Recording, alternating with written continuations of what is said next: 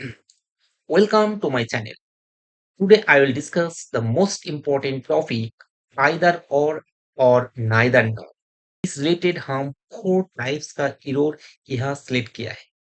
तो four types का error हम यहाँ डिस्कस करेंगे। तो लेट अस स्टार्ट।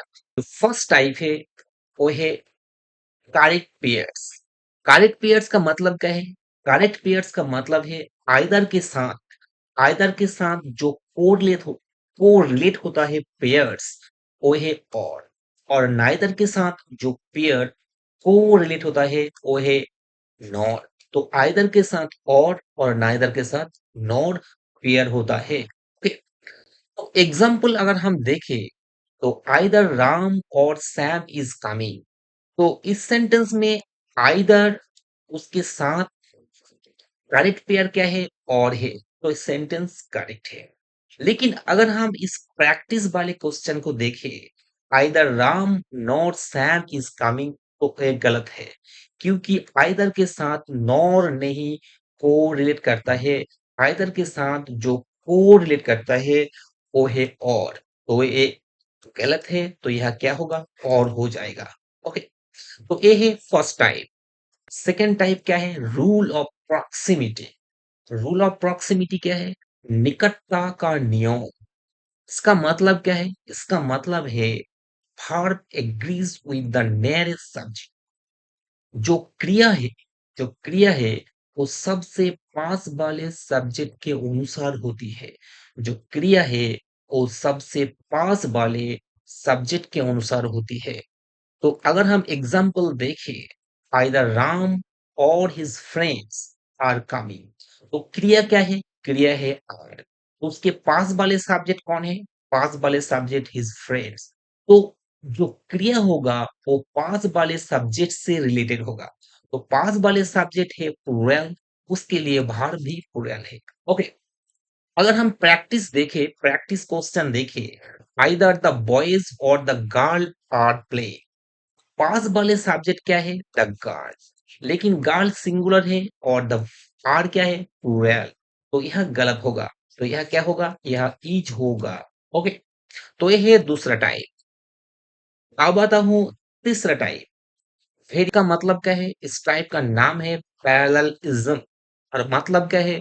मतलब है both parts must have the same grammatical structure.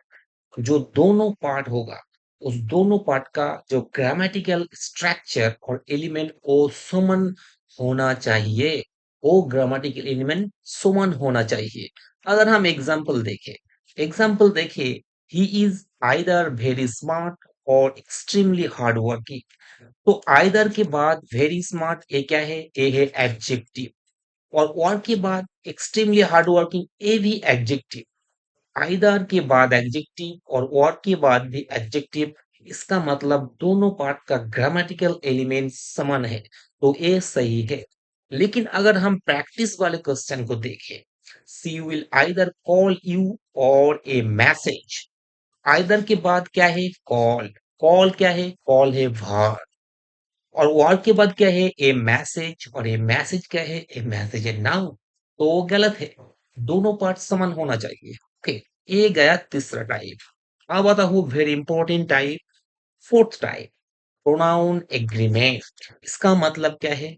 Pronoun agrees with the nearest subject.